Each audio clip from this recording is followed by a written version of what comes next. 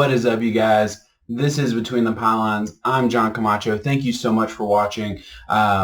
Please leave a like and subscribe. I'm really trying to grow this channel, so everything helps. I do appreciate it. This is part of the wildcard series that I'm doing, kind of an in-depth analysis on all of the wildcard games coming up this weekend. So after you're done watching this, check out the rest of the videos. Got a lot of good stuff in there for you. But let's get started. The Patriots host the Titans. So I want to start off with the story of the season. I think it is kind of important. You know, we're in a different chapter of the NFL season, and I don't want to forget, you know, how this team got to where they are. And with the Patriots, it's kind of a different story. You know, they finished the season 12-4, and yet a lot of fans would call this season a disappointing one. And that's insane to say, but they have struggled offensively, and yet their defense is still one of the best in the league, you know, on the verge of historic. But on the other hand, like I said, they've struggled offensively. Tom Brady has declined a little bit. Don't jump on my ass for that. He has. It's okay. He's 42 years old, and he's still fucking awesome.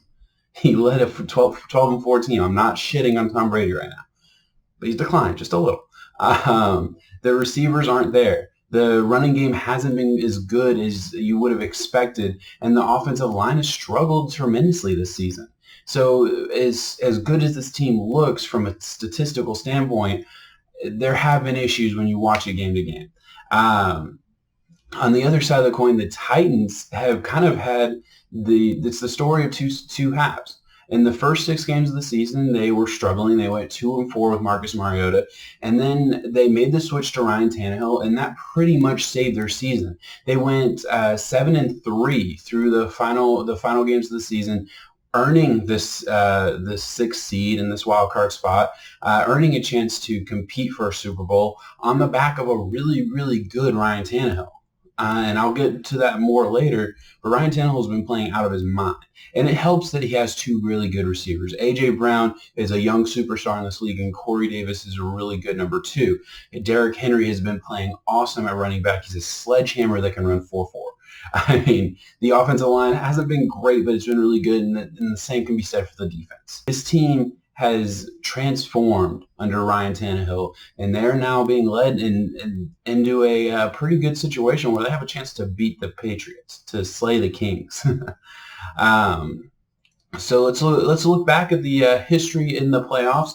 Obviously, we know the history for the Patriots. We know their Super Bowls. I'm not going to get into all of that. It is interesting that this is the first time they've played in the wild card round of the playoffs since 2009. That means they skipped a decade where they made the playoffs every single year and didn't play a wild card game once. Insane. They did lose that wild card game. The last time they won a game in the wild card round of the playoffs was 2006. So it's been almost 14 years. But nevertheless, we know the story of the Patriots. We know the dominance that they've shown, especially in the playoffs. On the other side of the coin, the Titans. This is their second playoff appearance in 12 years. The last time being in 2017 when they lost in the divisional round to the Patriots. So this rivalry isn't that old. Now let's move on to the biggest factors of this game. In my opinion, what this game is going to go down to is the Patriots defense. And that's kind of easy to say, but we know that this Titans team is good. And I'll get to that in just a second. But this Patriots defense is historic. They've had the best turnover differential in the league at plus 21. Their defense and special teams has been able to produce turnovers constantly, which has helped them stay in the lead and control the games exactly the way they want to. They're ranked 6th against the run, rushing yards per game, and they face the 5th fewest rushing attempts per game. So that probably that does kind of tell you a little bit. The question is, are the Titans, who do have one of the best rushing attacks in the league with Derrick Henry, are they going to be able to are they going to be able to wear down that Patriots defense? And that's really the key. Now, offensively for the Patriots, it's kind of different than you would expect. They're 18th in rushing yards per game with ninth in rushing attempts, and they're 8th in passing yards per game, 5th in passing attempts.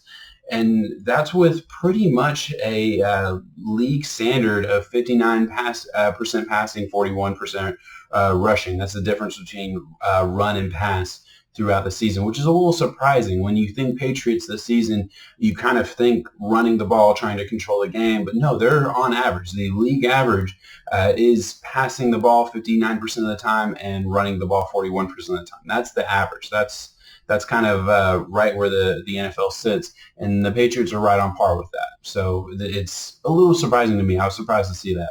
On the Titans side of the ball, they have one of the we all know about Derrick Henry. We've heard about Ryan Tannehill. Something that I think is being forgotten is A.J. Brown. A.J. Brown is ranked first among receivers in passer rating with at least 50 targets, and that 50 targets isn't some arbitrary number. It was truly just put in to get rid of the guys that don't really count. Right? The guys who either got hurt early on. This is among the actual receivers who were starting receivers throughout the season. A.J. Brown's killed it this season. The Titans passing game the Titans are tied for first in passing yards per attempt. Now that is since that's season long. Since week 7, Ryan Tannehill has been third in passer rating in the season, and that week 7 is when he officially took over as a starting quarterback. So it doesn't take in the little bit of stats that he would have put up in week 6 when he actually when Marcus Mariota was technically benched. So week 7, he has been third in the NFL behind only Drew Brees and Lamar Miller. Ryan Tannehill hasn't just been a really good quarterback. Ryan Tannehill has been a top 5 quarterback in the NFL since he started. That's how good he's been. And people can applaud him for taking over and looking really good. No, he hasn't looked really good. He's looked fantastic. He's played fantastic. And I do believe that is what is going to give this team a chance to slay the king and beat the Patriots. Now, the biggest key here is going to be the Patriots' ability to lock down the middle of the field. I'm going to put up a graphic right now, and this graphic is going to show. This is from Sharp Football Stats. This graphic shows the Titans' explosive plays through the middle of the field, and the thing I want you guys to take away from this is the amount of explosive plays that they have in the middle of the field. That is an insane stat.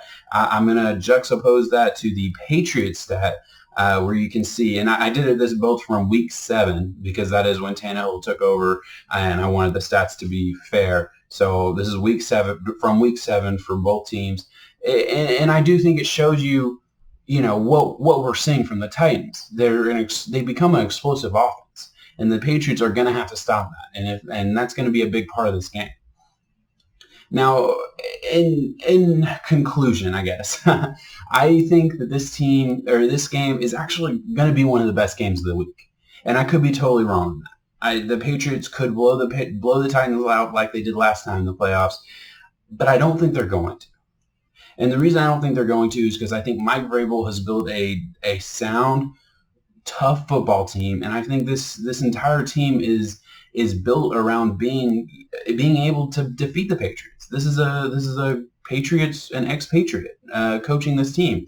Mike Vrabel has transformed this team into a physical, tough football team, and it's the type of team that can compete with the Patriots.